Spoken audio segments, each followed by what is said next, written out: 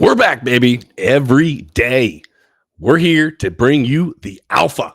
Hopefully, you guys are having a wonderful day. We got craziness happening in the crypto space. As always, question everything, trust nothing. Welcome to Debate Crypto.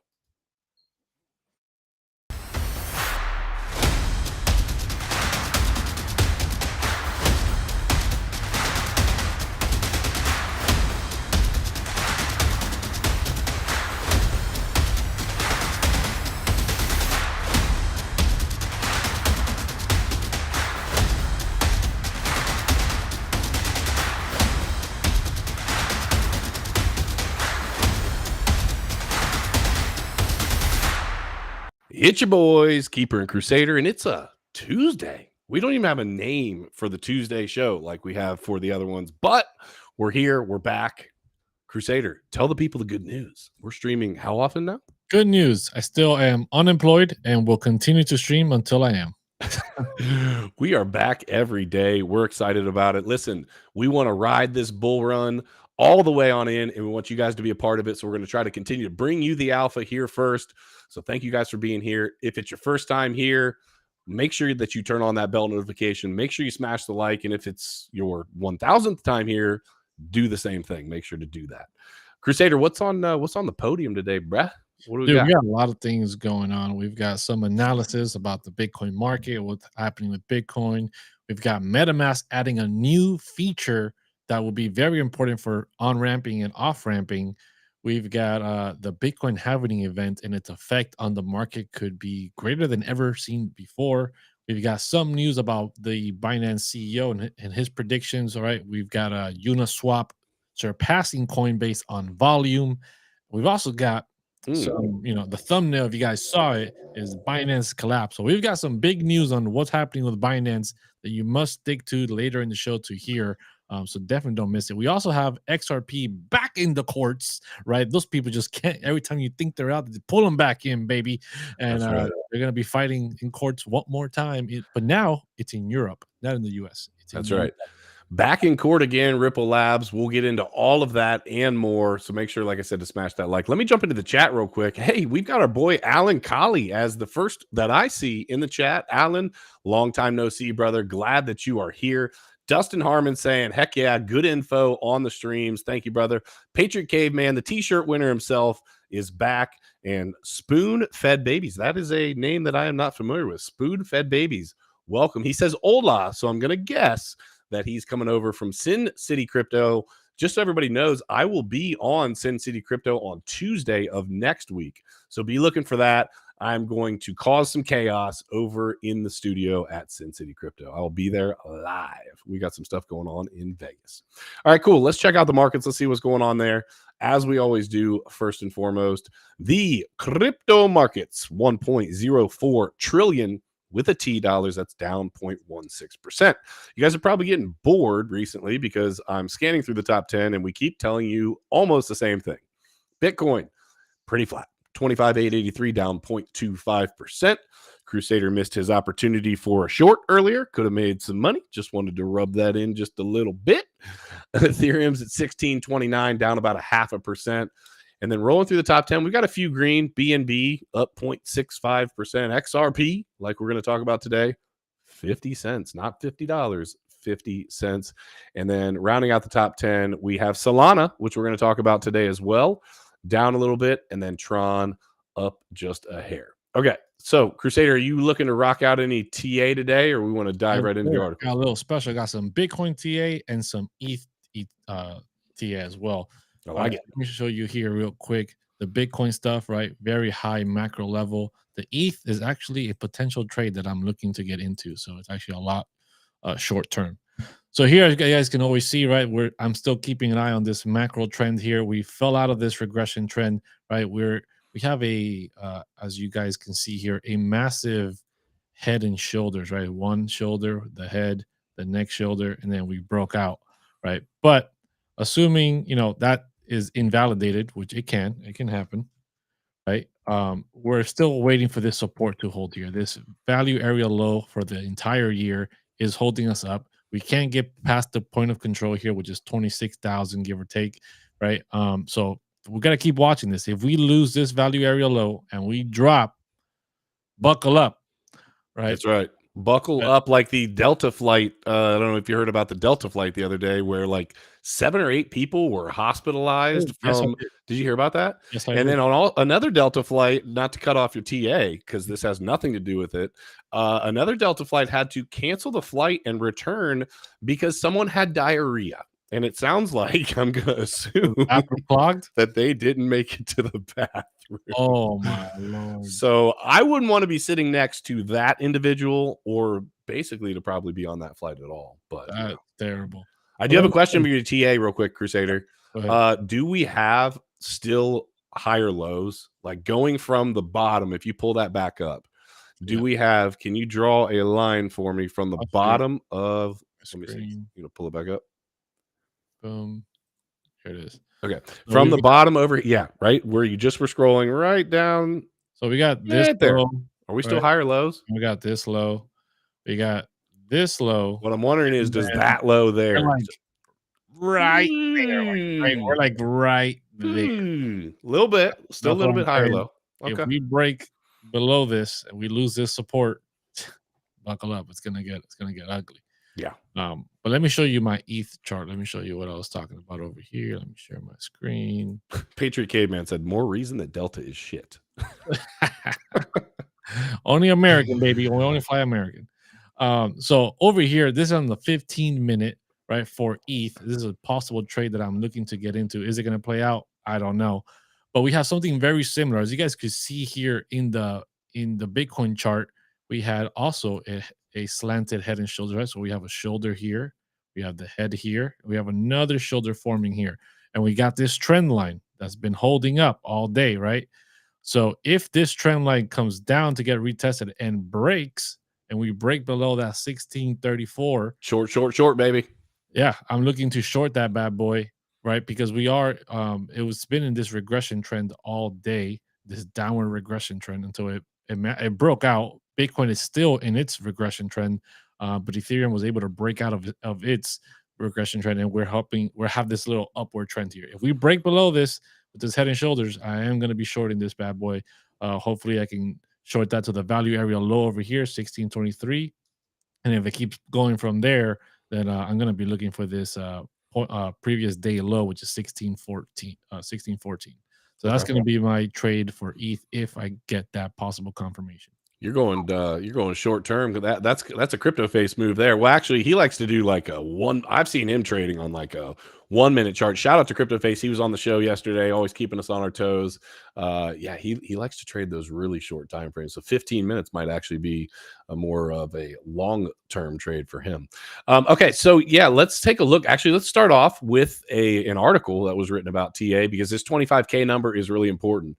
So here's the first level of support. If 25K fails to hold, this is some Bitcoin price analysis. I'm not going to read this whole thing, but effectively, the price has dropped significantly from the 30K resistance zone, which we've talked about on the daily time frame, breaking below both the 50 and the 200-day moving averages. The 25K support level is currently holding it. Yet, the 200-day moving average, located around the 28K mark, has rejected the price, pushing it towards 25K level once more.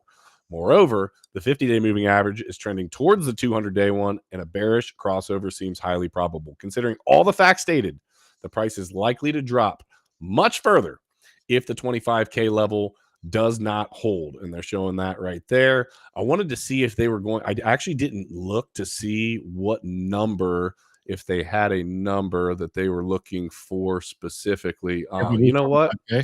What's that? If we lose 25K? Yeah, if we lose 25K, they didn't actually give us, you know what I mean? We got the next one. There's the next two. There's actually, I have some here pulled up. Oh, you've got the numbers on your chart. I'm trying to pull them up right now. Yeah. Smash that like if you haven't already, fam. Turn on the bell notifications. We're back every day. So if you're just coming into the stream, welcome.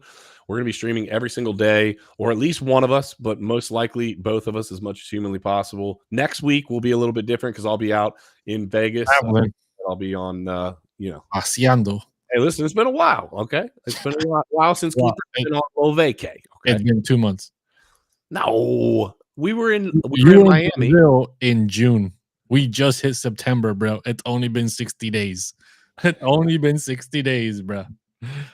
Was it June? Yes, bro. Because the same time my daughter was born. Yes. All right, I retract that last statement. So It I hasn't pulled been up that my long. chart. These are the levels, right? We have a quarter two piv here that's holding at 24/7. Okay. That would be the next level of support if we lose this value area low. Hopefully, we can bounce off of it like we have in the past here, in the recent past. If we lose 24/7, the next major big one is a February piv, which is 21,000. There's a few other ones, smaller areas in between here that we can bounce off of. Little stops along These are the the ones way. I can just pull up real quick. Yeah. If we lose 21, 17. I think that, and this is just a total, not going off of straight technicals, but I think that if we lose 25, I think that we'll fill the CME gap, which is like 20,000 to, depending on what chart you're looking at. It's somewhere around the 20K number. It's like 19.8 to 20,003. Sure, right? I think we hit that. I don't know that we go a lot lower than that at the moment, but if we did lose 25K and get, worldwide economic news of some sort that something wild happened, like I said, strap in. Like Crusader said, strap in, because it could get ugly. So yeah, we'll see what happens. We'll keep you guys updated as always. Like I said, streaming every day, so just stick around. We'll continue to give you all the information that comes to us. You'll get it here first. All right, so let's go in and talk about the Bitcoin halving. This is something that Crusader and I have been paying a lot of attention to. A lot of you know that we have a mining operation that is almost up and running down in Paraguay. So we're right there getting ready to start that. So the Bitcoin halving is something that we're paying close attention to. As you extrapolate out mining, you have to understand that the rewards, every time a Bitcoin halving happens, the rewards get cut in half. Well, what you hope is that the price exponentially moves against that, so that you can kind of keep up with, the lack of supply as it relates to the price. So we've got some information saying that the Bitcoin halving this time could be even bigger for Bitcoin than in the past. So this is from a Wall Street veteran, Caitlin Long. The CEO of Custodia Bank thinks that the next Bitcoin halving could be even bigger, a bigger impact than previous halving events. In the new interview with Scott Melker, Caitlin Long says that she agrees with the new model put out by digital assets-focused investment firm Pantera Capital. We've seen Pantera Capital quite a bit. Let me see here. Let me get rid of all these stupid ads. I need to put an ad blocker on here.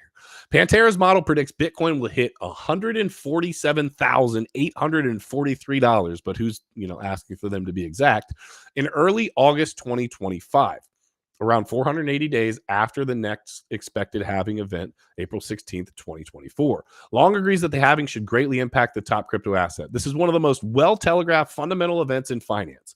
Bitcoin is going to go through a halving. And then what happens? If you really understand the mechanics, the miners shut off the machines that right now are widely profitable, but stop being profitable the moment the halving occurs. That's not true, by the way. That isn't something anyone trades ahead of. Maybe because there's a more developed futures market now than there was in the last halving. Maybe the miners have hedged it, but I kind of doubt it, because the miners have gone through an incredible shakeout. So Crusader, talk to me first of all. Why is that, as we see it anyway, that's not really a true statement in terms of the miners are shutting down. The miners shut down when it actually becomes not profitable. And there's a lot that plays into that. How much did you buy the actual mining equipment for? The biggest thing is, what are your power costs? Now, being in the United States, if you're paying 12 cents per kilowatt hour, of course you're shutting down your machines because you're getting absolutely wrecked. What are your thoughts on kind of some of the analysis there that she's throwing out there? Yeah, man. I do believe that this next halving is going to be larger than any other halving because of the spot ETF application process. I believe that one of the deadlines is in January. So if it gets approved, then that kind of sums up. We can see a big run or big rally before the halving occurs. Then the halving happens, continuing the rally upward, and that I believe I think I've heard somebody else say this before. I think it was CVO who said this. I don't know if you said it on camera or off camera, but I believe that this next cycle will be the last 4-year cycle to exist. After this one, All bets are off. yeah, I think it's just madness after this, whether it's to the upside or to the downside. Right, whether we hit that 100-year depression anniversary and we crash, or we go bananas and you just skyrocket straight to the moon with everything that's happening by 2030. I think the 4-year cycles are probably out the window after this last one. So I think this halving event will be bigger than ever. We'll have bigger, not consequences, but bigger ramifications for the price, especially if we see Bitcoin starting to rise up to the occasion as we get closer and closer. Yeah, Yeah, and then I don't know about the halving, about the machines shutting down and that whole nonsense. Really. yeah, I don't think that's a great argument, because there's so many variables that are at play there, as I was discussing a second ago. The other thing is, like, ultimately, as we go through more and more happenings, it's going to depend on the demand for Bitcoin. If we, like you said, get the spot ETFs approved, and all of a sudden people's 401ks and their basically their retirement accounts are holding a percentage of, and we get Bitcoin cut in half, and yeah, it'll always be an event just from a standpoint that just mathematically, oh, wait a minute, it's the rewards are cut in half. The amount of Bitcoin being produced is cut in half for sure. But I think that it's all going to be just like any markets. It's supply and demand. It's one of the reasons that people love Bitcoin as a hard money option. It has a cap, and we know that that's not going to change. So if demand continues to increase and supply is effectively either going down or staying steady, and we know that, you're going to get price action volatility to the upside macro wise. Yep. So it's part of the reason we love Bitcoin. So I want to just quickly tell people, guys, we have a poll out there. Do you think Binance is going to crash? We have some news about it. So let us know, yes or no. Right now, we're at the no. 62% says no, but you might be surprised by what you're going to hear here later in the show. Yeah. Also, we got about 50 people watching. Smash that like, because we do not got 50 likes right now. And make sure you're subbed if you're not subbed already. We're trying to hit that 10,000 number this week. We're close. Make it happen, guys. We're so close. close. We're so close. We're like what, like 60 subs away or something like that? Dude, Like we're less than 60 subs. We're like 40 something subs away. 40 something subs away. Help us get to 10K. If you're one of those people that likes to lurk and you're like, well, I'll just, sneak in there, whatever. Help us out. Just, toss a little boop. Just push the button for us. We'd appreciate it. Okay. Also, speaking of subs, we have our Danger Close Alpha podcast that has gone live. We've been live the last 2 Sundays. We will be live this Sunday. That's at 1 p.m. Eastern Standard Time. If you want to hear us go ham on politics and other crazy world events, some conspiratorial stuff, whatever the case may be, come check that out. The link is actually pinned in the chat, so you guys could do that. That would be fantastic. We are giving away a t-shirt to somebody that's in the chat. Patriot Caveman won that, so we're going to be sending that out to him. And yeah, we just appreciate everybody's support. We're starting a new channel from scratch, and it's a thing. Here, man. Yeah, for sure. All right, so let's keep it moving. Visa. You swipe your cards all the time, and this is a name that everybody is familiar with. So what better for Visa to do than to get in bed with some more venture capital people? So Visa expands stablecoin settlement capabilities to merchant acquirers. Following Crypto.com issuer pilot, Visa expands stablecoin settlement capabilities with Circle's USDC, adding pilot programs with merchant acquirers WorldPay, Nuvei, and utilizing the Solana blockchain. So they announced their next step in modernizing cross-border money movement. They're expanding while using the, quote, high-performing Solana blockchain, and is working with merchant acquirers, WorldPay, and Nuvei. Okay, I'm not going to pull or read this article. I want to ask you, Crusader. Solana, on its face, if you've ever used the Solana blockchain, which I have, it's fast, it's inexpensive. So, like, it does what they say that it does. But we've had a lot of problems with Solana. The last bull run, Solana was one of these huge topics. You heard big names talking about Solana, and it was all VC-backed, VC money. Now we have Visa coming in and saying, hey, we're going to offer, and we're going to offer to our people settlements layers in USDC, but we're going to do it on Solana. Do you think that this is another venture capital play as we move towards the next bull run? Like, hey, we're about to have another huge run with Solana. Do you think Solana has maybe worked out some of the kinks in the background? That has to be a discussion, because people know Solana for one big thing, and it's not really good. It's that they've gone down multiple times. Yeah, man. But So I completely agree, right? They have this great marketing team. They've got a lot of things happening in the NFT space. Solana NFTs were very, very strong. They were the biggest competitor to Ethereum NFTs because they were inexpensive, they were quick, right? A lot of people forget that during the bull market, Ethereum fees go through the roof, especially when people start minting out these super large projects. All these DeFi apps are running and people are staking and yield farming and doing all this craziness on Ethereum. Remember when the DCA? Remember when the DCA? When our mint was going on, and it was like $100 gas fee or something, and we're like, how do you even sell that to somebody? It's like, well, we got a great project going on. You plan on spending $100 on a gas fee? Check us out. Yeah, it's wild, dude. It's wild. So Solana provided a good escape valve, right? An alternative to for NFTs during that time. Obviously, Solana has done other things as well. And Visa jumping onto the Solana network makes sense in the fact that they're trying to do USDC. I believe USDC Circle has also have jumped onto Solana network in the past. So I believe Solana is going to have another run back up in the next bull market. I think it's going to continue being a contender. But, then comes the question, have they worked out all the kinks, right? Because when things were running and it was getting hot, Solana was crashing. Ethereum might have had high gas fees, but it was working. It wasn't crashing, right?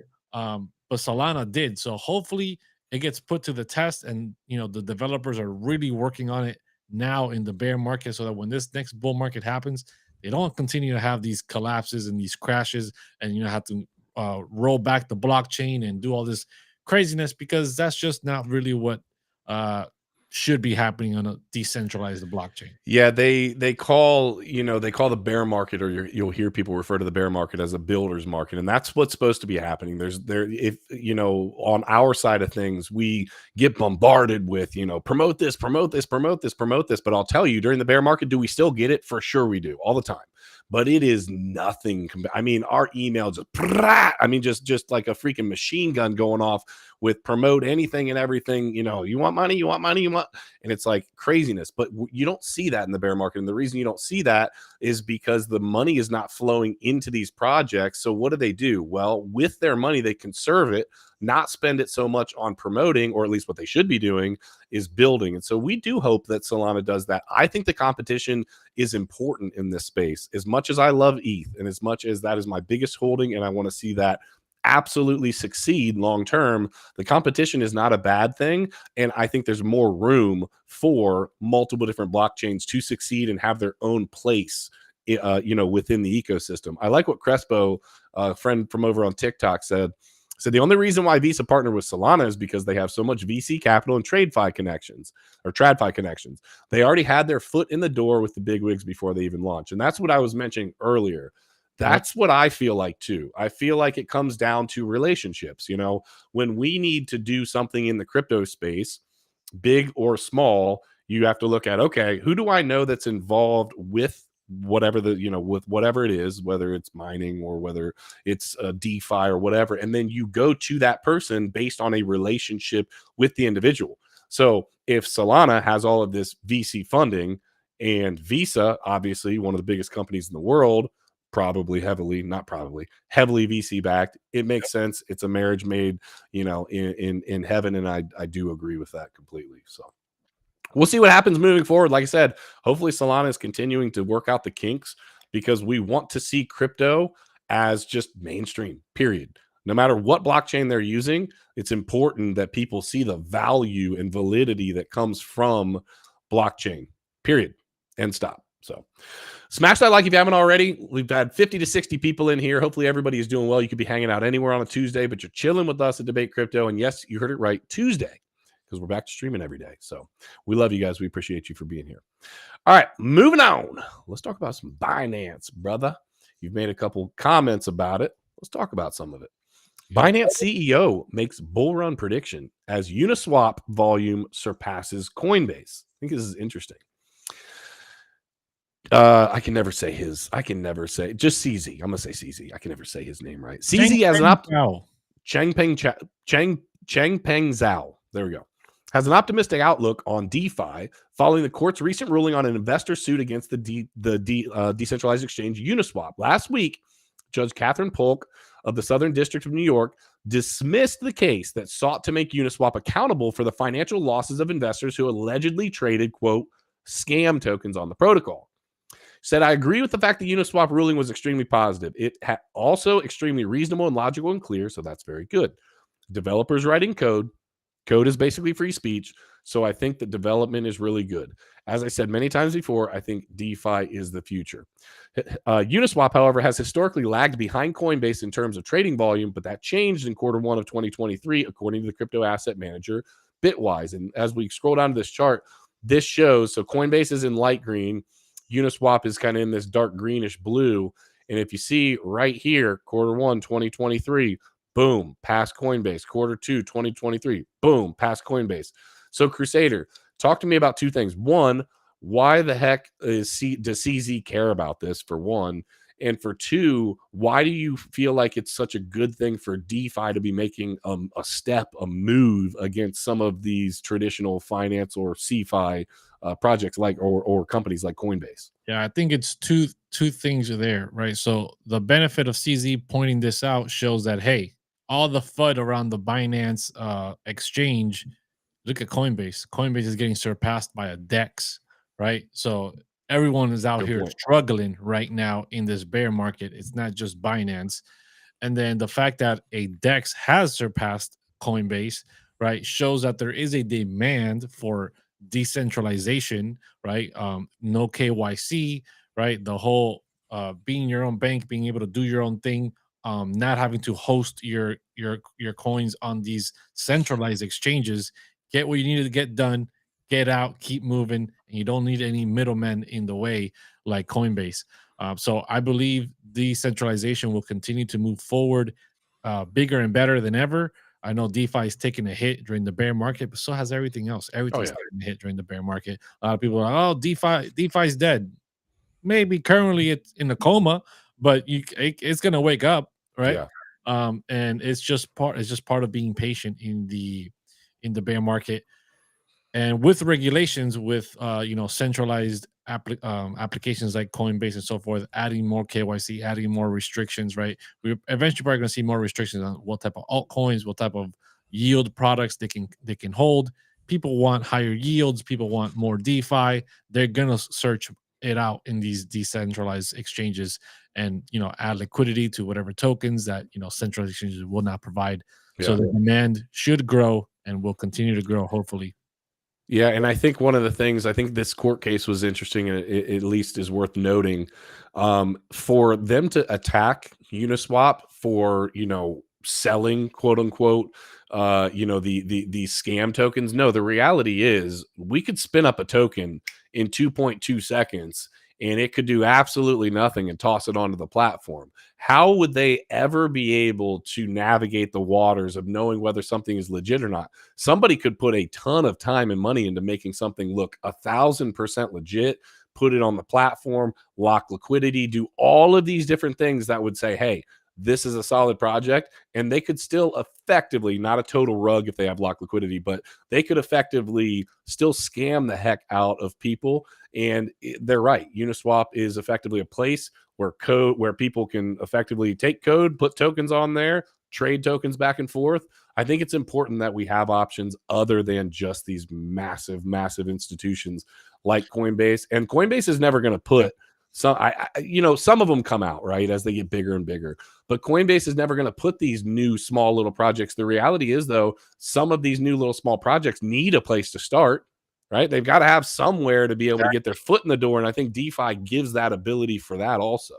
Not just that, but it's just people aren't used to having a free market, right? With a DEX like Uniswap, you create your own token, you do your own thing, and you create your own product. And if people are willing to buy, they buy, and it becomes something that people didn't expect it to become, like Pepe, right? Somebody created a product, they had enough marketing, they had enough of a strong team, and they made it into something, right? And centralized exchanges do not allow for free markets to exist because it is restricted by all these regulations. And people believe in this world that we're still living in a free market, but the reality is that we're not. No. The market is heavily manipulated by the government and by regulations that are placed in positions to restrict what you can and can't do, right? Like when the GameStop stock took off, they halted trading, right? Yes, that's a good point. They didn't want it to go out of the hedge fund's control, which were losing a ton of money. So Yep. therefore, it shows you we're not at a free market. The free market was saying pump GameStop, and the hedge funds were saying no, no, no, we're losing too much money. Yo, make it happen. Shut it down. Trading, right? And Yeah. then made it go into their favor. So that's not a free market. DEXs contain a free market where anyone can create a product, and if they have enough marketing and they have enough of a team, they can make something out of nothing. Yeah. We always root for decentralization. It's a buzzword in the crypto space, no doubt. You know, you will hear people throw it around left, right, and sideways. But these decentralized exchanges, if you haven't used one before, they're very effective. They're easy to use. I'll tell you this, Crusader. The first time I used Uniswap, I was so nervous about using it. Do you know why? It was because it was so damn simple, right? Like when I looked at it, I said, "There's no way that I literally have just like two options here to basically put one token here, one token here." And it just looked too simple. Even now, when you get onto the app, it's like, hey, what token you want? What token you want to trade for? What wallet you want to connect? I mean, it's not like a crazy, crazy complex thing. And it looks so simple sometimes that I could see people being intimidated just by something as simple as that. I know I was, but they are incredibly effective. So I'm looking forward to the, also on top of that, I'm looking forward to some of the creativity that comes from DeFi. There's a lot of scam crap that came from DeFi as well. The stuff that was saying 187,000% APY. Free market, right? There's Yeah. going to be all kinds of things in the entire spectrum. It's up to you to do your research and figure out what is trash and what is not, and put your Yeah. money where you think it should go, and do the best you can with your money. That is a free market. Yeah, and I think there's some really cool things that have come from DeFi and that will continue to be built on DeFi. I do believe it will get more and more heavily regulated, just like everything else is going to be. That's just a fact. But I do like for sure and support the free market. So smash that like if you support a free market as well. If you're here for decentralization, if you are here just because, hey, we just provide a kick-ass show, smash that like and make sure to hit the bell notification. All right, so let's talk about Metamask.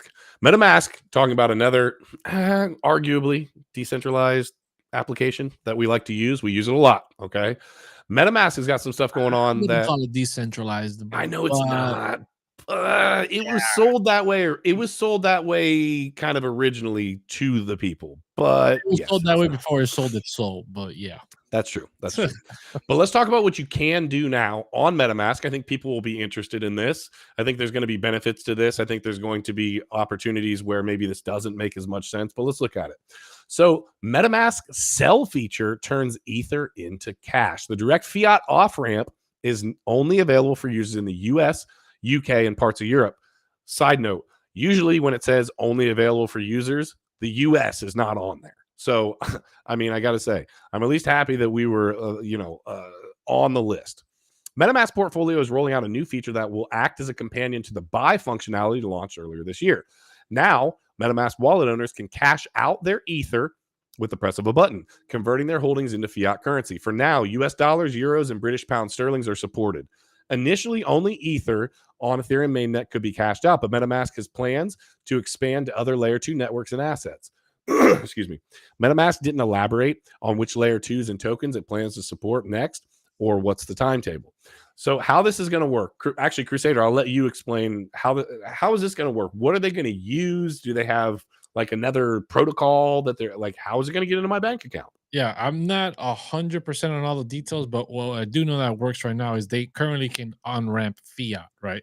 So if you want to buy an NFT, right, but you don't have enough money in your MetaMask, and you're like, hey, I need, half an ETH or whatever it is, or 5 ETH, I want to pick up a mutant ape from the floor, right? You say, well, I got the cash in my bank account. You go in there, you try to make the purchase, and they'll say, hey, you don't got enough money, but we can on-ramp some fiat for you. They use a Like MoonPay. MoonPay, Yeah. right? Which will then put your information in, put your bank account stuff, send the money, instantly gets transferred into ETH. Boom, you got the ETH in your wallet, makes the purchase for you, done. So I'm It's the assuming same now way. doing the reverse, right? It is. You have ETH in your wallet, and you're like, "Hey, I want to cash out into fiat."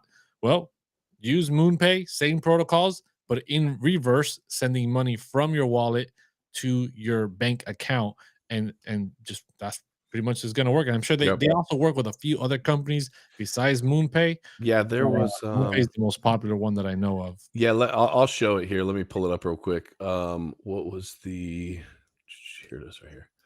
The other MoonPay right here. MoonPay Transact right here. MoonPay Transact, Sardine, and Banksa. I've not heard of Transact or Sardine, maybe those. I've heard of Banksa. But MoonPay I've used. I've used MoonPay on OpenSea. I have had to use MoonPay on OpenSea a couple times when I had some issues with some Polygon NFTs, as I recall. I've used MoonPay, just boom, swipe the card or whatever. But it is going to be the same. I read into it a little bit, and effectively what is going to happen is exactly what Crusader said. Now, I do know that as of right now, it's not going to be an instant transfer. So if any of you have off-ramped into fiat on Coinbase, depending on what bank you have, you can do a certain amount. It's limited. It's like you can't do like more than 5K, I think. But ultimately, you can do smaller amounts that will be instant. Now, they charge you, obviously, a ridiculous fee. I think I did 5K one time, which I think is the limit. And I think it charged me like a $225 fee or something just to make the transfer happen right now. But for right now, just so you guys are aware, they're saying that it'll be a couple business days.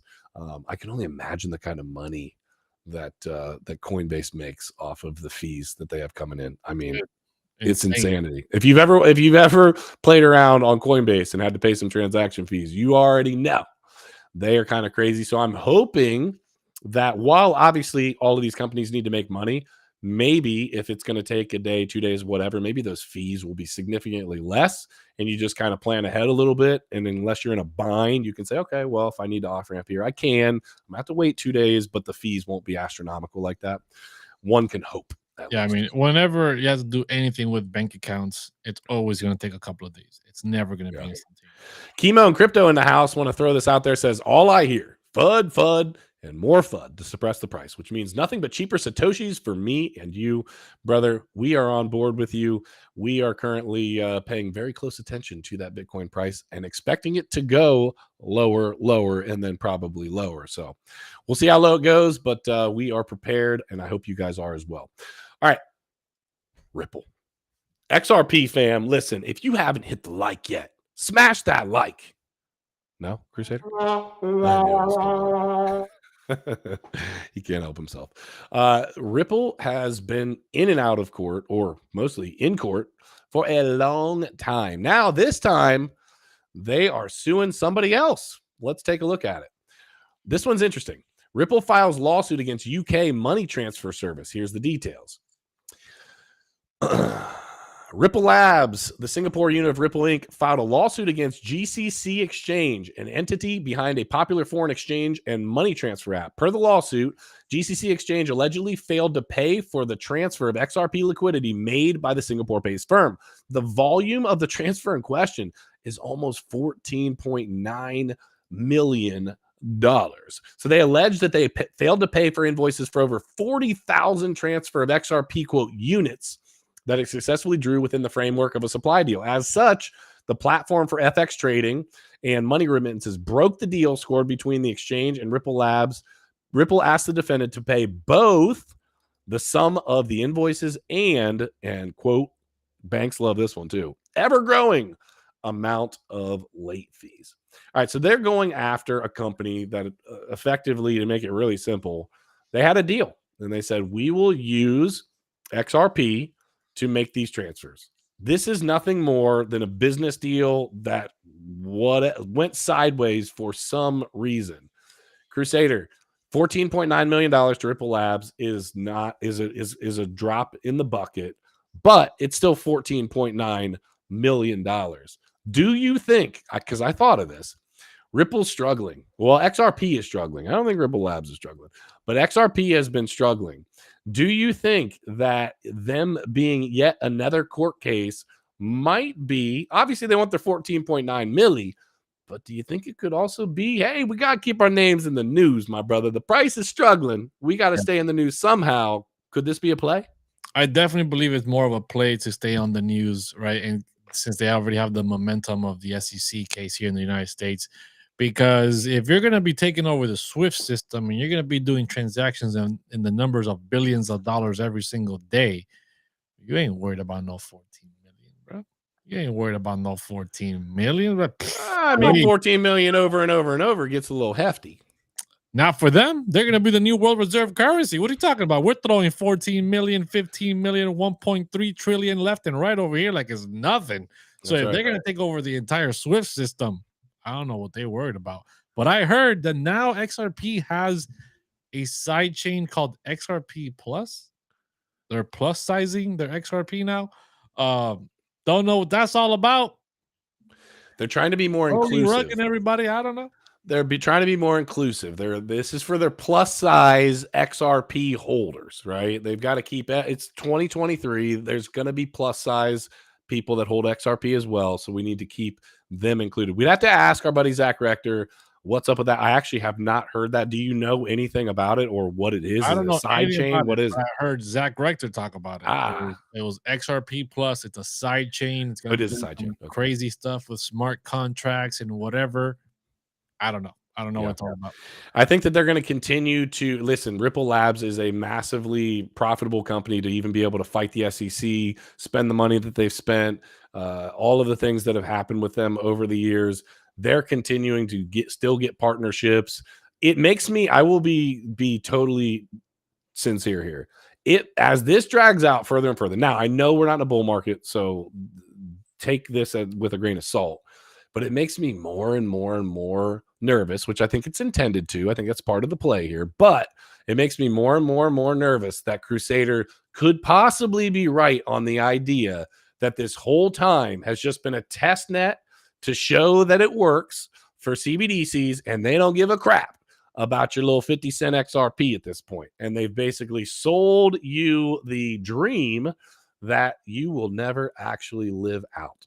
I hope I'm wrong. I really hope I'm wrong. I don't know at what point for me I bail though, because it was so cheap. You know what I'm saying? Like I don't know what would have to happen for me to sell all my XRP. That's what I'm saying.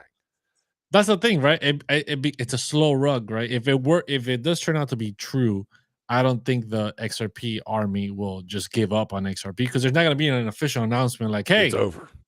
It's over. XRP gotcha, will no longer do anything else, right? Like they just won't do that. They'll just be like, yeah, XRP doing stuff.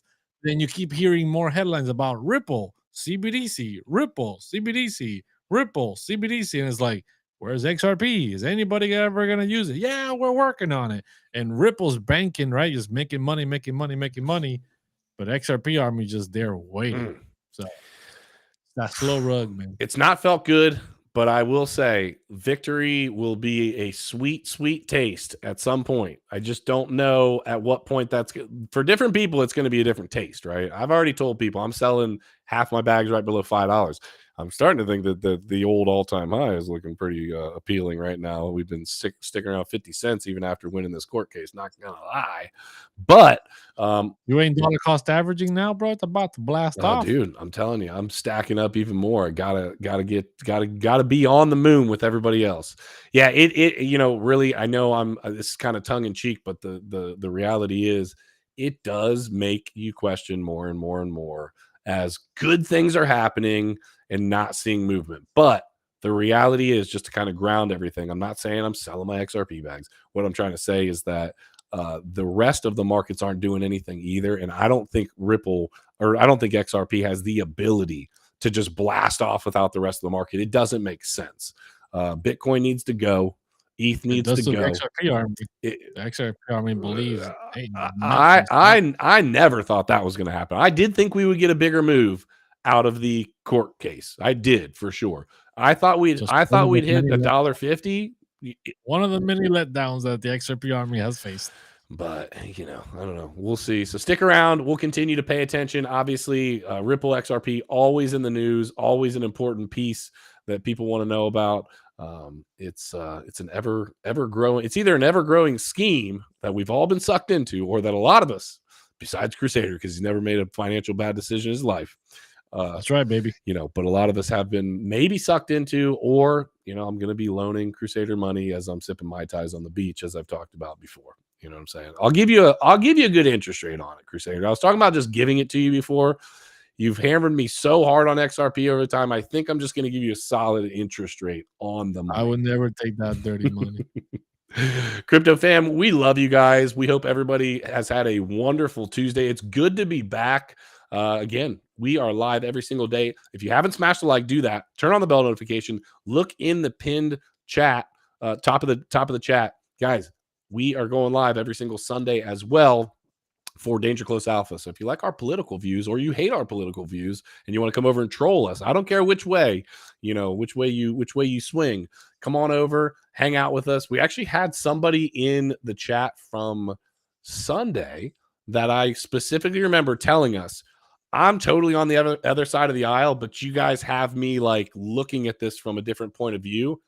That's fantastic, right? We try to stay as like just, hey, here it is, and we have questions as possible, but we'll see. So check that out. That's 1 o'clock on Eastern on Sundays. So unless you got anything else, crypto fam, just remember to question everything. Trust nothing. Until next time, hodl. Like it's we'll see you soon. Oh wait, no, hold on. Don't run. News. We never went over the Binance news. The Binance. Can you play news. the? Can you play the? Wah, wah, wah, wah. See, this is what happens. I was looking at the charts to the side, to here to my right, and it wasn't. Hold on. Here's the real news. I don't have the Binance news pulled up. So you're gonna have to pull it, homie. I got it. Everybody relax. Nobody leave just yet. Don't leave. Keep smashing. Keep smashing those likes for stupidity today. So Binance, right? The whole thumbnail is like Binance collapse, right? And here it is. Apparently, our good old friend Jim Cramer is feeling bullish on Binance, right? And as we all know, the inverse Cramer is undefeated, right? Whenever this guy goes bullish, you better look for that short. And whenever this guy goes short, you better be looking for that long. So right now, with all the FUD going after Binance, this guy comes out of nowhere saying that he's bullish on Binance and their tokens and that they're way oversold. Is this going to be the next SPF? Check this out. He said the same thing after FTX and SBF before they went under. If this isn't the biggest indicator that Binance is about to go bust, I don't know what is. Dude, this is the problem, right? This is the problem. This guy called the top of the FTX dilemma. So with that being said, is Binance going to collapse? I want to hear you guys' thoughts down below, because inverse Cramer is undefeated. Yeah, the inverse Cramer has been undefeated, and Jim Cramer has been absolutely all over. My trade is happening. My trade, I told you guys, it's dropping right now. Get into that short, baby. Listen, crypto fan, we love you. Question everything, trust nothing. Until next time, hodl like it's freaking hot. We'll see you soon.